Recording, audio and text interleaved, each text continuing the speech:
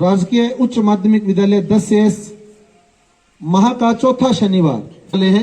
उससे संबंधित प्रश्न मैं पहले आपको दिखा दूं क्या क्या प्रश्न आपके सामने आने वाले हैं, क्योंकि आज का जो हमारा टॉपिक है 2 स्पेस क्राफ्ट, एक तो आदित्य L1 और दूसरा जेम्स वेब स्पेस टेलीस्कोप।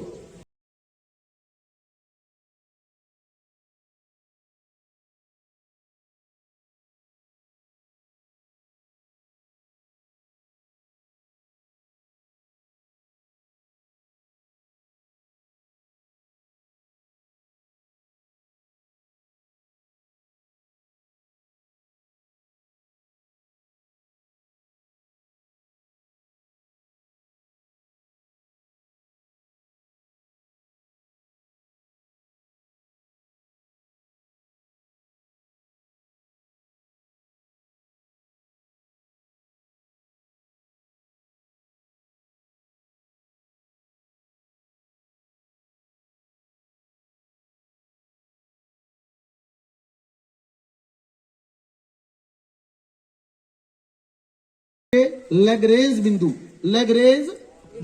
क्या है? लैग्रेंज बिंदु ब्रह्मांड में, अंतरिक्ष में जो पिंड है उनमें गुरुत्वाकर्षण की क्षमता है। क्या होता है गुरुत्वाकर्षण? कोई भी पिंड, न केवल पृथ्वी, ब्रह्मांड का कोई भी पिंड किसी भी वस्तु को अपनी ओर आकर्षित करने की क्षमता रखता है। तो ये 2 बच्चे आपके सामने खड़े हैं जो हम मान रहे हैं कि ये ब्रह्मांड का एक पिंड है और ये ब्रह्मांड का दूसरा पिंड है। अब इसमें भी गुरुत्वाकर्षण है और इसमें भी गुरुत्वाकर्षण है। ये भी वस्तु को अपनी ओर आकर्षित करने की क्षमता रखता है और वो भी। क्लियर? अब मान लो इस पॉइंट पर इसका गुरुत्वाकर्षण ज्यादा है तो ये वस्तु किधर आएगी? इसकी ओर। अब हमने इसको ऊर्जा दी और ये वस्तु जो है इससे दूर जा रही है। अब अगर इसके नजदीक पहुंच जाएगी तो इसका गुरुत्वाकर्षण ज्यादा हो जाएगा, ये वस्तु को अपनी ओर खींच जाएगा। लेकिन बीच में कोई ना कोई बिंदु ऐसा आएगा जहां दोनों का गुरुत्वाकर्षण क्या हो जाएगा? बराबर हो जाएगा। सही है? यहां इसका गुरुत्वाकर्षण ज्यादा है, उधर इसका गुरुत्वाकर्षण ज्यादा है, तो बीच में कोई ना कोई पॉइंट ऐसा जरूर आएगा जहां दोनों पिंडों का गुरुत्वाकर्षण क्या होगा? बराबर होगा। उसी बिंदु को हम लोग क्या बोलते हैं? Lagrange point. क्लियर? तो लैग्रेंज बिंदु क्या होता है? अंतरिक्ष के 2 पिंडों के बीच में एक ऐसा स्थान होता है जहां दोनों पिंडों का गुरुत्वाकर्षण बराबर हो जाता है, बराबर हो जाता है। अब मान लो यहां इसका गुरुत्वाकर्षण ज्यादा था तो इसके गुरुत्वाकर्षण से पिंड को बाहर निकालने के लिए हमें ऊर्जा चाहिए थी ना। अब उधर उसका गुरुत्वाकर्षण ज्यादा है तो उससे बाहर निकालने के लिए हमें ऊर्जा चाहिए, लेकिन दोनों के बीच में एक पॉइंट ऐसा आ गया जहां दोनों का गुरुत्वाकर्षण क्या है? अब मान लो यहां एक वस्तु खड़ी है, अब बताओ ये किधर जाएगी? बीच में रहेगी, यहीं रहेगी अपनी पोजीशन पर। सही है? तो अब बताओ इसको ऊर्जा चाहिए क्या? नहीं चाहिए। क्यों नहीं चाहिए? क्योंकि यहां बल क्या है? दोनों का संतुलित हो चुका है, तो ये वस्तु यहीं बनी रहेगी, अपनी जगह पर बनी रहेगी। अतः यहां ऊर्जा खर्च नहीं होगी, ना के बराबर ऊर्जा खर्च होगी, मतलब कम ईंधन लगेगा। अतः लैग्रेंज बिंदु ऐसे बिंदु होते हैं जहां जब कोई ऑब्जेक्ट, कोई वस्तु, जब कोई स्पेस क्राफ्ट, अंतरिक्ष यान पहुंचता है तो वो कम ईंधन खर्च किए ज्यादा कार्य कर पाता है।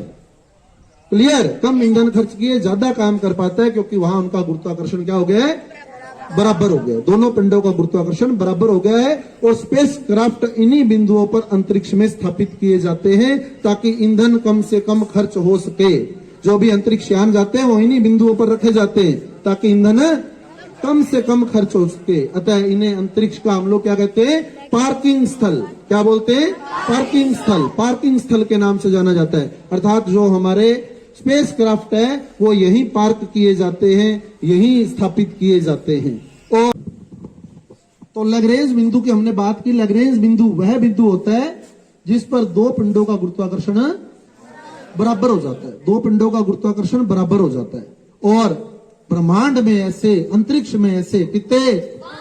5 लैग्रेंज बिंदु हैं। 5 लैग्रेंज बिंदु हैं। इसको आगे करते हैं, जिनकी पोजीशन देखें आप तो ये मॉडल 11th क्लास के बच्चों द्वारा तैयार किया गया है, जिसमें L3,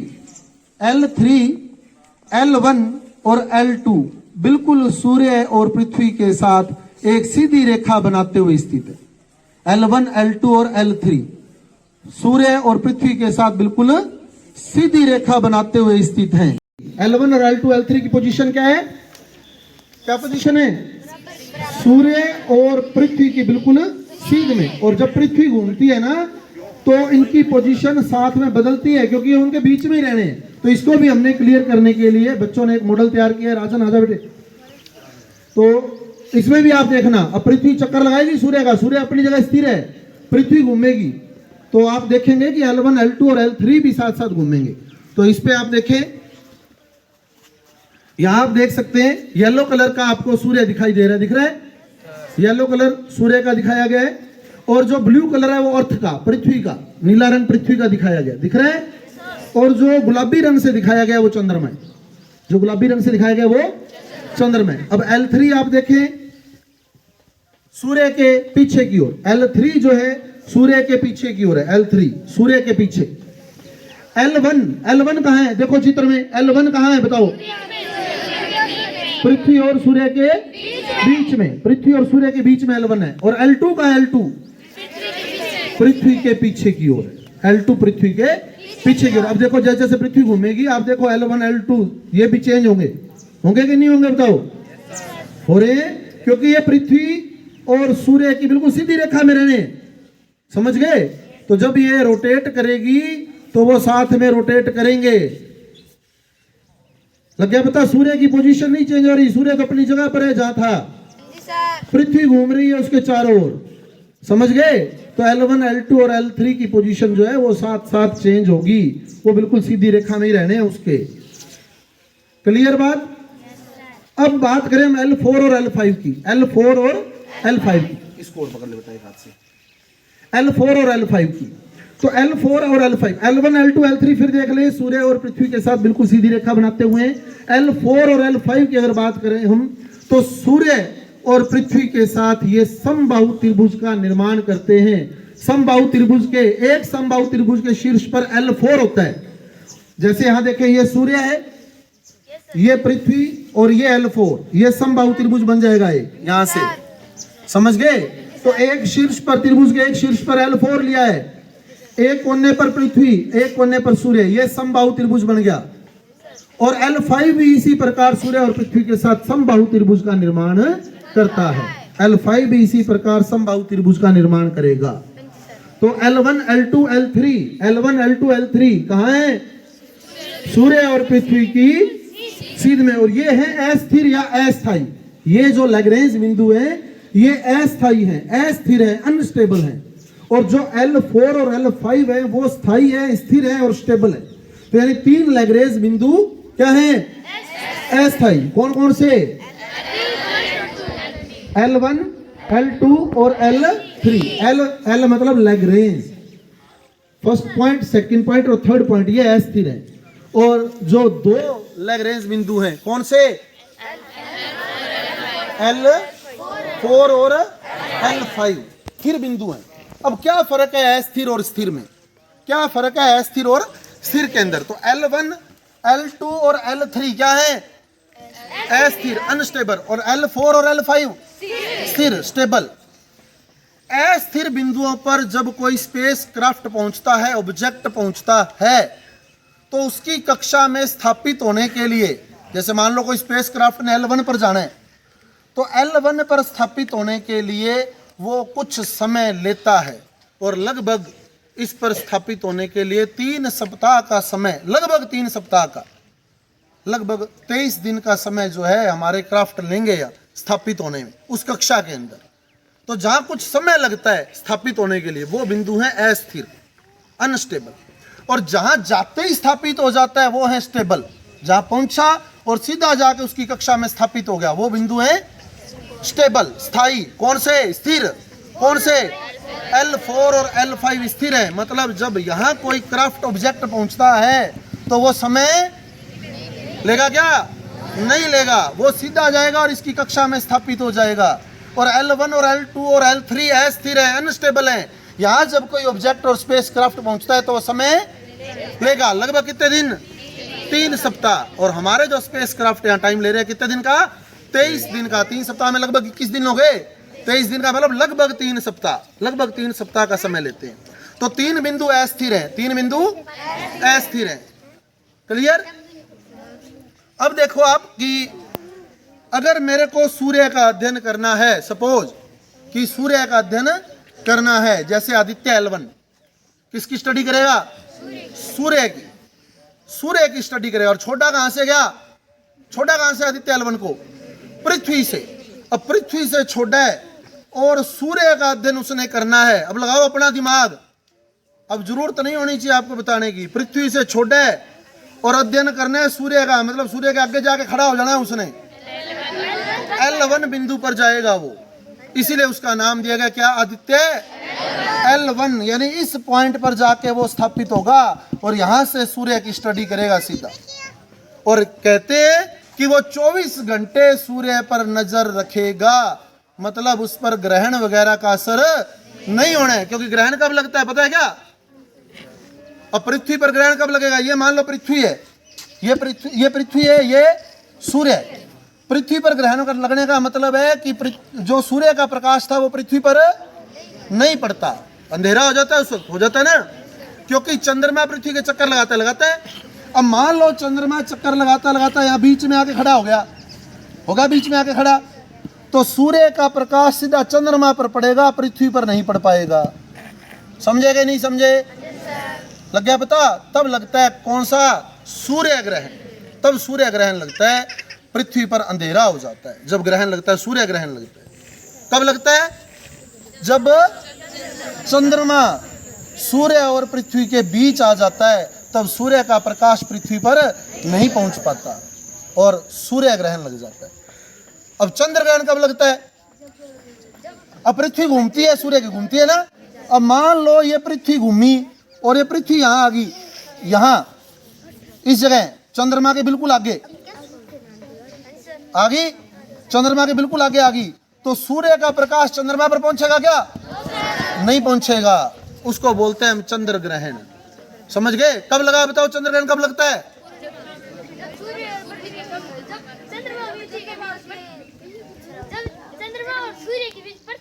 पृथ्वी आ जाती है। सही है क्या? सही है क्या? लग गया पता? और सूर्य ग्रहण कब लगेगा? पृथ्वी और सूर्य के बीच में चंद्रमा आ जाएगा। तो अब देखो L1 ये है, L1 यहां पहुंचा, आदित्य यहां पहुंचा। अब बताओ क्या इस पर ग्रहण का असर पड़ेगा क्या? नहीं पड़ेगा, क्योंकि ग्रहण तो इसके पीछे पीछे लग रहे हैं, यहां घूमेगा, चंद्रमा इसके पीछे रह गए, तो सूर्य के प्रकाश को ये बिल्कुल सीधा ज्ञात कर पाएगा, सूर्य की बिल्कुल डायरेक्ट स्टडी कर पाएगा। इस पर ग्रहण का असर होगा क्या? नहीं होगा। तो ग्रहण कब लगता है? इसके अंदर कितने लैग्रेंज बिंदु हैं? 5 में से 3 लैग्रेंज बिंदु कहाँ हैं? पृथ्वी और सूर्य की बिल्कुल सीध में, पृथ्वी और सूर्य की बिल्कुल सीध में दिखाई दे रहे हैं आपको L1, L2 और L3। ये पृथ्वी और सूर्य की बिल्कुल सीध में। और वहीं 2 लैग्रेंज बिंदु L4 और L5 पृथ्वी और सूर्य के साथ समबाहु त्रिभुज का निर्माण कर रहे हैं। पृथ्वी और सूर्य के साथ समबाहु त्रिभुज का निर्माण कर रहे हैं। इसमें से 3 लैग्रेंज बिंदु अस्थिर हैं, अनस्टेबल हैं। कौन से? L1, L2 और L3। 3 लैग्रेंज बिंदु अस्थिर हैं, L1, L2 और क्यों बोला गया इनको अस्थिर? क्योंकि इनकी कक्षा में जब कोई स्पेसक्राफ्ट पहुंचता है तो उस कक्षा में स्थापित होने के लिए वो कुछ ना कुछ समय लेता है। और हमारे जो स्पेसक्राफ्ट यहाँ पहुंच रहे हैं, कितना समय ले रहे हैं? लगभग 3 सप्ताह, 23 दिन के आसपास का समय लेते हैं, लगभग 3 सप्ताह। और 2 बिंदु ऐसे हैं जहां जब कोई ऑब्जेक्ट या स्पेसक्राफ्ट पहुंचेगा, जब कोई वस्तु पहुंचेगी तो वो समय नहीं लगी, जाते ही वहां स्थापित हो जाएगी। वो बिंदु कौन से हैं? L4 और ये स्थिर बिंदु हैं, स्थायी बिंदु हैं, स्टेबल बिंदु हैं। क्लियर? तो हमें जो आज के हमारा नो बैक डे का क्वेश्चन था, पहला लैग्रेंज बिंदु, क्लियर है? दूसरा स्पेस में कुल कितने लैग्रेंज बिंदु हैं? और अस्थायी यानी स्थिर और अस्थिर लैग्रेंज बिंदु कौन कौन से हैं? तो स्थिर बिंदु कौन से हो गए? L4 और L5, और अस्थिर L1 L2 और L3, ये अस्थिर हो गए। क्लियर? L1 L2 L3 जो है वो अस्थिर हो गए। आगे बात समझ। अब बात करें हम आदित्य की, सूर्य का, और वो L1 बिंदु पर जाकर यहां अपनी स्टडी जो है स्टार्ट करेगा। L1 बिंदु पर पहुंचकर अपनी स्टडी जो है स्टार्ट करेगा, और L1 बिंदु पर ग्रहण का प्रभाव नहीं पड़ेगा। L1 बिंदु पर ग्रहण का प्रभाव नहीं पड़ेगा, इसलिए जो आदित्य है वो 24 घंटे सूर्य पर नजर रखेगा, 24 घंटे उसकी लगातार स्टडी करेगा। तो हमारे साइंटिस्ट कहते हैं कि आदित्य L1 निर्बाध रूप से सूर्य का अध्ययन करेगा। निर्बाध समझते हैं सभी? क्या? कोई भी बाधा उसके रास्ते में नहीं आने वाली है। 24 घंटे वो सूर्य की स्टडी कर सकता है निर्बाध रूप से। ये लाइन जो है आने वाले समय में जीके के क्वेश्चन है। ये अभी आरएस का पेपर होना है, देख लेना आप, उसमें भी कोई बड़ी बात नहीं है, क्योंकि लेटेस्ट है ये बिल्कुल, और कोई बड़ी बात नहीं है इनमें से कोई क्वेश्चन पुट हो जाए। तो वो L1 पर पहुंचा है, और किसकी स्टडी करेगा? सूर्य की। अब नासा ने भी एक स्पेसक्राफ्ट छोड़ा था, जेम्स वेब स्पेस टेलीस्कोप। उसको L2 में ठहराया है नासा ने। कहा? L2 यहां ठहराया उसको L2 में। अब L2 में ठहराया तो बताओ किस किस की स्टडी करेगा? चंद्रमा की, पृथ्वी की, सूर्य की, और आकाश गंगाओं की। जितने भी छोटे मोटे पिंड यहां आ रहे हैं रास्ते में, उन सब की। समझ गए? यानी पूरे खगोल की। इसीलिए कहते हैं बुक्स में सीधा लिखा हुआ है क्या, कि जो जेम्स वेब स्पेस टेलीस्कोप है वो खगोल विज्ञान से संबंधित है। पता लग गया क्यों? क्योंकि वो कौन सी कक्षा में गया? L2 में गया। तो यहां से वो चंद्रमा, सूर्य, पृथ्वी, जितने भी दूसरे ग्रह आते हैं रास्ते में, उसके छोटे मोटे पिंड आते हैं, आकाश गंगाएं आती हैं, जितनी भी, उन सब की स्टडी वो करेगा। यानी पूरे खगोल की स्टडी वो करेगा। अतः जो जेम्स वेब स्पेस टेलीस्कोप है वो खगोल विज्ञान से संबंधित है, और जो हमारा आदित्य है वो किससे?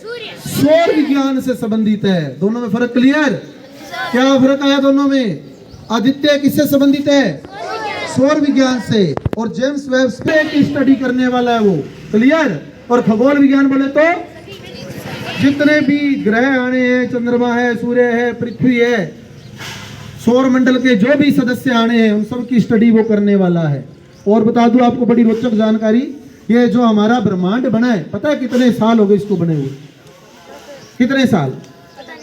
13.8 बिलियन वर्ष। 13.8 बिलियन। बिलियन का मतलब 1 के आगे 9 जीरो लगा दो। 13.8 को 1 के आगे 9 जीरो लगा के गुणा कर दो, इतने साल पुराना है। ठीक है? और जेम्स वेब स्पेस टेलीस्कोप जो है ना, इसकी रोचक बात यह है कि ये ब्रह्मांड की उत्पत्ति का अध्ययन करने के लिए छोड़ा गया है, कि ब्रह्मांड की उत्पत्ति कैसे हुई है। टाइम मशीन बोलते हैं इसको। यानी ये 13.8 साल पीछे जाकर बताएगा। ये खुद पीछे नहीं जाएगा, लेकिन उस समय की कोई ना कोई रेडिएशन अभी भी ब्रह्मांड में घूम रही होगी ना। उस समय एक बिग बैंग हुआ था। बिग बैंग समझते हो? भयंकर विस्फोट हुआ था। वहां विस्फोट हुआ और छोटे मोटे पिंड पुंड ये बन गए सारे उस विस्फोट से। तो कहते हैं कि अंतरिक्ष में हो सकता है उसकी अभी भी कोई ना कोई रेडिएशन उपलब्ध हो, और जो जेम्स वेब स्पेस टेलीस्कोप है ना, उन रेडिएशन को कैच कर रहा है। और अगर वो घूमती हुई मिल गई तो ये उस रेडिएशन को कैच करके उसकी स्टडी करेगा। तो ये बता देगा कि इतने साल पीछे क्या हुआ था। ये खुद पीछे नहीं जाएगा। ये नहीं कि 13.8 बिलियन साल पीछे चला जाएगा, लेकिन उस समय का अगर कोई पिंड इसकी सीध में आ गया तो ये उसकी स्टडी करेगा, उसको कैच करेगा, उसका अध्ययन करेगा। नीचे साइंटिस्ट अनुमान लगा पाएंगे कि 13.8 साल पहले कुछ ऐसा हुआ होगा। 13 बिलियन साल पीछे का यह अध्ययन कर सकता है। इसको इस तरह से डिजाइन किया गया है, 13 बिलियन वर्ष पूर्व का अध्ययन ये कर सकता है। और ये पृथ्वी से लगभग 1.5 मिलियन दूरी पर स्थापित किया गया। 1.5 मिलियन माइल्स की दूरी पर इसको स्थापित किया गया है। और ऐसे आदित्य L1 भी same to same 1.5 million miles की दूरी पर स्थापित है। आदित्य L1 तो कहाँ है, आदित्य कहाँ है, L1 में। और जेम्स वेब स्पेस टेलीस्कोप कहाँ है, L2 में। क्लियर बात, समझ आ गया? आदित्य किसकी स्टडी कर रहे हैं, सूर्य की। और जेम्स वेब स्पेस टेलीस्कोप सभी की बोले तो पूरे खगोल की, ब्रह्मांड की, खगोल विज्ञान से संबंधित है वो। क्लियर। अब नासा की बात बता दूं मैं आपको। नासा ने 1990 के अंदर अपना प्रयास शुरू कर दिया था ब्रह्मांड के बारे में जानने का, 1990 के अंदर। और पहला टेलीस्कोप जो नासा ने छोड़ा था वो था हबल टेलीस्कोप। कौन सा, हबल टेलीस्कोप। हबल टेलीस्कोप था, लेकिन उसकी जो पिक्चर थी वो साफ नहीं आती थी, जिसको आजकल हम बोलते हैं कि HD क्वालिटी वाली नहीं थी।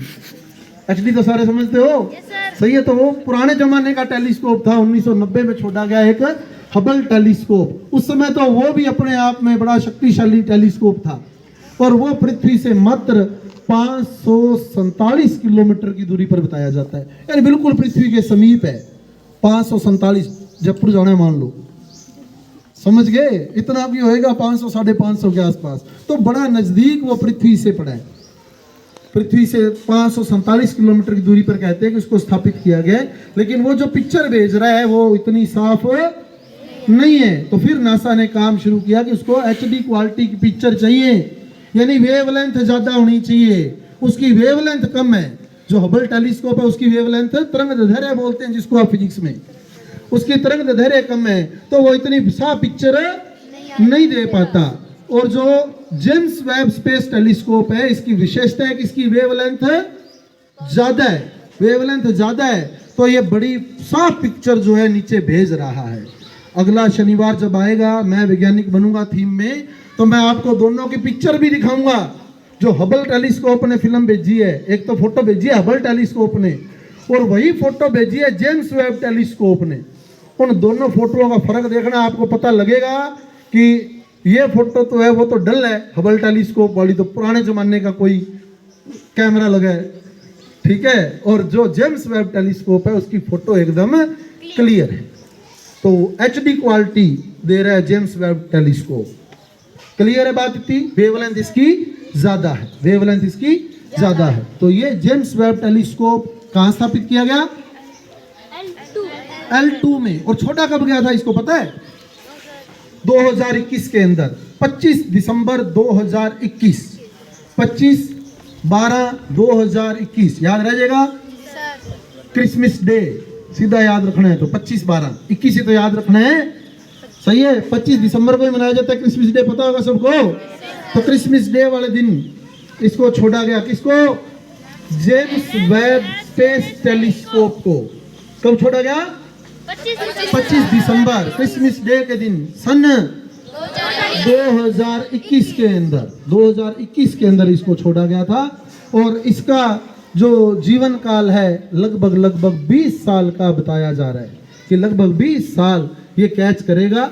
तो अब हम बात करेंगे जेम्स वेब स्पेस टेलीस्कोप की।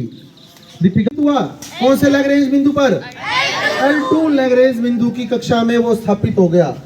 अब आप देख सकते हैं इस पे ये दर्पण लगे हैं, पीले रंग जो आपको दिख रहा है, पीला रंग, ये दर्पण है। हेक्सागोनल षटकोणीय दर्पण इसमें लगे हुए हैं, गोल्ड प्लेटेड, मतलब सोने से लेपित हैं। और दर्पण के अंदर वो इमेजेस बन रही हैं, वो इमेजेस जो है कैच कर रहा है।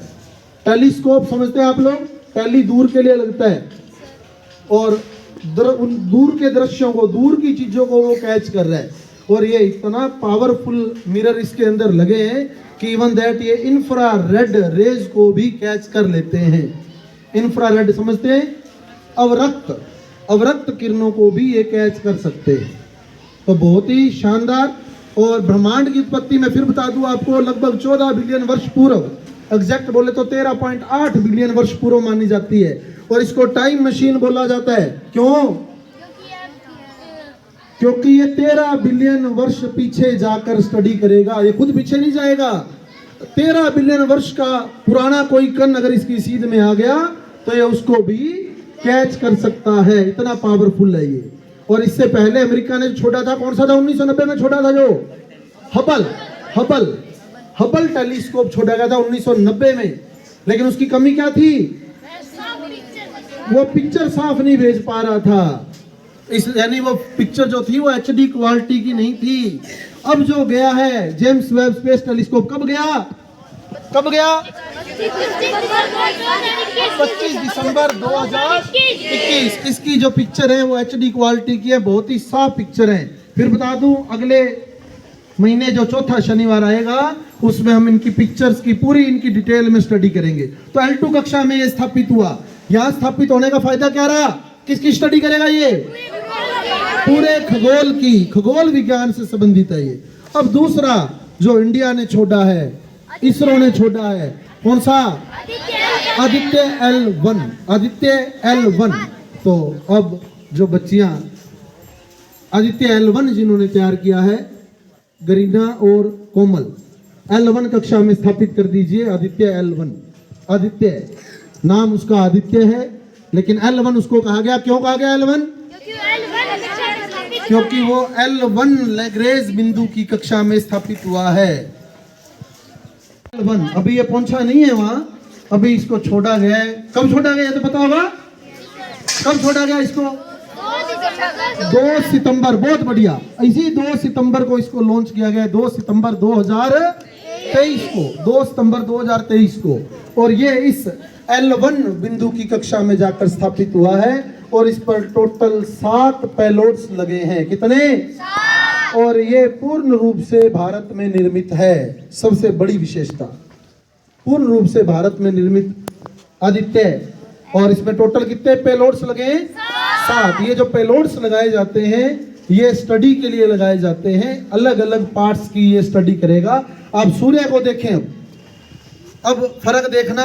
पेलोड्स हम लोग नेक्स्ट सेशन में क्लियर करेंगे। इसके जो पेलोड्स हैं उसको हम लोग जो नेक्स्ट शनिवार हमारा आएगा, मैं वैज्ञानिक बनूंगा थीम में, उसमें हम लोग इन पेलोड्स के बारे में जानेंगे। लेकिन जो 7 पेलोड्स हैं और इनका काम क्या है, मोटा मोटा मैं बता देता हूं आपको। जो सूर्य है, ये सूर्य आपको दिखाई दे रहा है, ये सूर्य आप देख रहे हैं। इस सूर्य की अलग अलग परतें आपको दिख रही होंगी, दिख रही हैं? अलग अलग लेयर है। एनाटॉमी, ये सूर्य का एक एनाटॉमी मॉडल आपको दिखाया गया है, जिसकी सबसे बाहरी परत है कोरोना। कौन सी? कोरोना। सबसे बाहरी परत कोरोना है। ये नाम तो सबको याद हो ही गया होगा, सही है। दूसरी जो परत आप देख रहे हैं वो है क्रोमोस्फीयर। क्रोमोस्फीयर, स्फीयर परत के लिए आता है, अंग्रेजी में स्फीयर वर्ड बोलते हैं, हिंदी में मंडल बोलते हैं। जैसे बोलते हैं ना शोभ मंडल, समताप मंडल। समताप मंडल को हम लोग स्ट्रेटोस्फीयर, ठीक है, ओजोन मंडल, आयन मंडल, आयनोस्फीयर, ये स्फीयर बोलते हैं मंडल को। तो पहली कोरोना, दूसरी क्रोमोस्फीयर, तीसरी फोटोस्फीयर। तो इनकी स्टडी, इन लेयर्स की स्टडी ये पेलोड्स करने वाले हैं। अब जो कोरोना है, कोरोना में कोई ना कोई परिवर्तन, डायनेमिक चेंजेस, गतिक परिवर्तन हो रहे हैं, डायनेमिक इवेंट हो रहे हैं इसके अंदर। जैसे मान लो यहाँ कोई विस्फोट होता है, विस्फोट से कोई पार्टिकल निकलते हैं, वो पार्टिकल जो है आगे की ओर गति करते हैं। तो कोई ना कोई पेलोड ऐसा भी लगा है जो उन पार्टिकल के एक्सिलरेशन यानी त्वरण का अध्ययन करेगा। उसमें जो विस्फोट होंगे कोरोना के अंदर, जो डायनामिक इवेंट होंगे, उससे निकलने वाले पार्टिकल को जो त्वरण मिल रहा है उसका अध्ययन भी उन पेलोड्स के द्वारा किया जाना है। इसके अलावा सोलर विंड्स, सौर पवनें, जो सूर्य से पवनें निकल रही हैं, उनका अध्ययन भी इन पेलोड्स के द्वारा किया जाना है। कुछ लो एनर्जी की, कुछ हाई एनर्जी की सोलर विंड्स, उनकी स्टडी जो है इन पेलोड्स के द्वारा की जानी है। इसके अलावा आप लोग एक टॉपिक पढ़ते हैं फिजिक्स के अंदर, मैग्नेटिक फील्ड, चुंबकीय क्षेत्र, उस चुंबकीय क्षेत्र का अध्ययन भी जो है इन पेलोड्स के द्वारा किया जाना है। तो ऐसे करके टोटल कितने पेलोड्स लगे हैं? 7 पेलोड्स जो है वो इसमें लगे हुए हैं। ये बच्चों ने बहुत ही बढ़िया तरीके से, ये ऊपर जो पिंक कलर का आपको दिख रहा है ये एक पेलोड है, इधर ये पेलोड है, ये पेलोड है, ये पेलोड है। 4 पेलोड तो ऊपर वाली साइड लगे, 4 पेलोड, और 3 पेलोड नीचे वाली साइड लगे हैं। ये पेलोड है, ये पेलोड है और ये पेलोड है। तो टोटल कितने पेलोड लगे? बहुत ही शानदार मॉडल ये तैयार किया गया है। कई दिन हो गए इन बच्चियों को तैयार करते हुए, तो जोरदार तालियां। टोटल 7 पेलोड्स इसमें लगे हैं जो अलग अलग लेयर की स्टडी करने वाले हैं। ठीक है। और आदित्य L1 कब भेजा गया वापिस बताएं? 2 सितंबर 2023 को आदित्य L1 लॉन्च किया गया 2 सितंबर 2023 को। पहले इसे लॉन्च किया जाना था 2019-20 में, 2019-20 में इसको लॉन्च किया जाना था। लेकिन समस्या क्या आई, उस समय एक महामारी फैल गई, कोरोना, लॉकडाउन लग गया, तो फिर इसकी प्लानिंग जो है एक्सटेंड कर दी गई। और उससे पहले जो आदित्य का नाम था 2008 के अंदर इसको छोड़े जाने की तैयारी थी इसरो की, आदित्य 1 के नाम से। किस नाम से? आदित्य 1 के नाम से। उसको आदित्य 1 नाम क्यों दिया गया था? क्योंकि उसके अंदर एक ही पेलोड लगा था, उसके अंदर एक ही पेलोड लगा था सिर्फ, इसलिए उसको नाम दिया गया था क्या? आदित्य 1। आदित्य 1 उसमें एक ही पेलोड था जो सिर्फ और सिर्फ पहली लेयर का अध्ययन करता। किसका? कोरोना। कोरोना का अध्ययन करता जो सिर्फ। अगर आदित्य 1 2008 में छोड़ा जाता तो वो सिर्फ कोरोना की स्टडी करता वो। क्लियर? उसके अंदर जो पेलोड लगा था VELC वो अब भी लगा हुआ है। कोरोना की स्टडी तो अब भी होनी है। VELC visual emission line coronagraph, visual emission line coronagraph VELC payload, एक वही पेलोड लगाना था आदित्य 1 के अंदर। लेकिन उसके बाद जो है और तैयारी की गई हमारे इसरो के द्वारा, और वर्तमान में कितने पेलोड्स लगाए गए? 7 पेलोड्स लगाए गए। अब पूरा के पूरा मॉडल आपके सामने पड़ा है। इसरो और नासा दोनों का कंपैरिजन आपके सामने है। आप फिर देख ले, सेंटर में सूर्य और पृथ्वी के बीच में लैग्रेंज बिंदु कौन सा? L1, जहां आदित्य की स्थापना की जानी है इसरो के द्वारा, भारतीय रिसर्च ऑर्गेनाइजेशन के द्वारा इसको छोड़ा गया है। L1 के अंदर स्थापना की जानी है। L2 के अंदर स्थापना की जा चुकी है किसकी? जेम्स वेब स्पेस टेलीस्कोप की L2 के अंदर स्थापना की जा चुकी है। जेम्स वेब स्पेस टेलीस्कोप किससे संबंधित है? खगोल विज्ञान से। और आदित्य सौर विज्ञान से। और James Webb space telescope 13 billion वर्ष पीछे की स्टडी करने में सक्षम है। तो हो सकता है वो ब्रह्मांड की उत्पत्ति के बारे में भी हमें बता दे। अब आप देख रहे हैं 2 फ्लैक्स आपके सामने हैं जो तैयार किए गए हैं। 2 फ्लैक्स, बेटा स्पीकर आगे कर दो। आदित्य L1, आदित्य L1 बिल्कुल सेंटर में ये सूर्य और ये पृथ्वी, और ये पृथ्वी के चारों ओर चक्कर लगा रहे हैं चंद्रमा। और यहां स्थापित होगा L1 पर आकर आदित्य जो निर्बाध रूप से सूर्य का अध्ययन करेगा, मतलब 24 घंटे सूर्य की स्टडी करेगा। क्लियर? अब इधर आए आप तो जेम्स वेब स्पेस टेलीस्कोप, इसको भी देखें।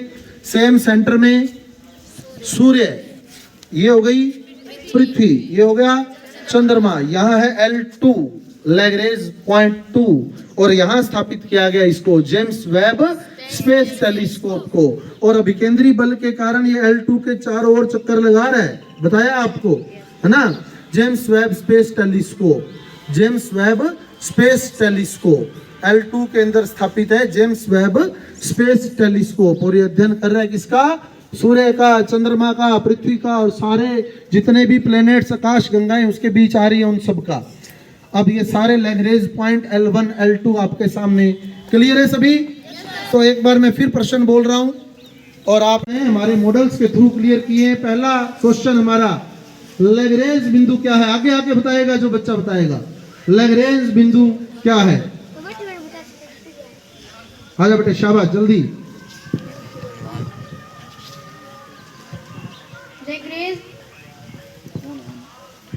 लैग्रेंज बिंदु किन्हीं 2 पिंडों के बीच वह बल, गुरुत्वाकर्षण वह स्थान है जहाँ दोनों पिंडों के बीच संतुलित बल, दोनों पिंडों का जो गुरुत्वाकर्षण बल है वो संतुलित हो जाता है, बराबर हो जाता है। ऐसे बिंदु को हम लैग्रेंज बिंदु कहते हैं। बहुत बढ़िया, शाबाश। दूसरा क्वेश्चन, स्पेस में कुल कितने लैग्रेंज बिंदु है? हाथ पर करोगे। स्पेस में कुल कितने लैग्रेंज बिंदु हैं? 5। स्पेस में कुल 5 लैग्रेंज बिंदु है, L1, L2, L3, L4 और L5। उसके बाद स्थाई और स्थिर लैग्रेंज बिंदु कौन कौन से है? स्थाई और स्थिर कौन बताएगा? स्थाई और स्थिर बता देगी? सही है क्या? अस्थाई है ये। L1, L2, L3 अस्थाई और स्थाई L4 और L5 स्थाई है और L1, L2, L3 अस्थाई या अस्थिर है। अस्थिर क्यों बोला गया? अस्थिर क्यों बोला गया? शाबाश, बता बेटे। क्योंकि इन पर वह लैंड करते हैं तो इनमें ज्यादा समय लगता है। इन पर जब कोई ऑब्जेक्ट लैंड करता है, जब कोई स्पेसक्राफ्ट लैंड करता है तो वो समय लेता है लगभग कितना? लगभग 3 सप्ताह। और एग्जैक्ट बोले तो कितना समय लेगा हमारा स्पेसक्राफ्ट? 23 दिन का समय लेगा उसकी कक्षा में स्थापित होने के लिए। सही है, बैठ बेटे, शाबाश। और जो स्थिर है L4 और L5 उस पर समय लगता है क्या? उस पर समय नहीं लगता। उसके बाद पृथ्वी और सूर्य के बीच में कौन सा लैग्रेंज बिंदु है? पृथ्वी और सूर्य के बीच में आदित्य 1 तो हमारा स्पेसक्राफ्ट है। लैग्रेंज बिंदु कौन सा है? L1। लैग्रेंज बिंदु L1 पृथ्वी और सूर्य के बीच में जो लैग्रेंज बिंदु है वो L1 है। उसके बाद अगला प्रश्न, James Webb space telescope, James Webb space telescope को किस लैग्रेंज बिंदु पर स्थापित किया गया? James Webb space telescope L2, बहुत बढ़िया। जेम्स वेब स्पेस टेलीस्कोप को L2 लैग्रेंज बिंदु पर स्थापित किया गया है। और आदित्य L1, लास्ट प्रश्न, सारे बोल दे रहे इकट्ठे ही। आदित्य L1 में कुल कितने पेलोड्स लगे हैं? 7। आदित्य L1 में कुल 7 पेलोड्स लगे हैं। कोई डाउट? समझ आ गया सभी को? तो अगली बार जो हमारा टॉपिक रहेगा इन 7 पेलोड्स के कार्य क्या हैं, क्या काम कर रहे हैं वो, उसका 7 पेलोड्स हैं कौन कौन से, ठीक है? तो वो एकदम हम लोग बढ़िया तरीके से स्टडी करेंगे। तो ये आज का हमारा टॉपिक आदित्य L1 और जेम्स वेब स्पेस टेलीस्कोप को लेकर, लैग्रेंज बिंदुओं को लेकर, क्योंकि इन टेलीस्कोप की, इन स्पेस क्राफ्ट की अगर हम स्टडी करना चाहते हैं तो सबसे पहले हमें लैग्रेंज बिंदुओं का पता होना चाहिए। क्लियर है सभी को? तो थैंक यू, मिलते हैं अगले शनिवार फिर।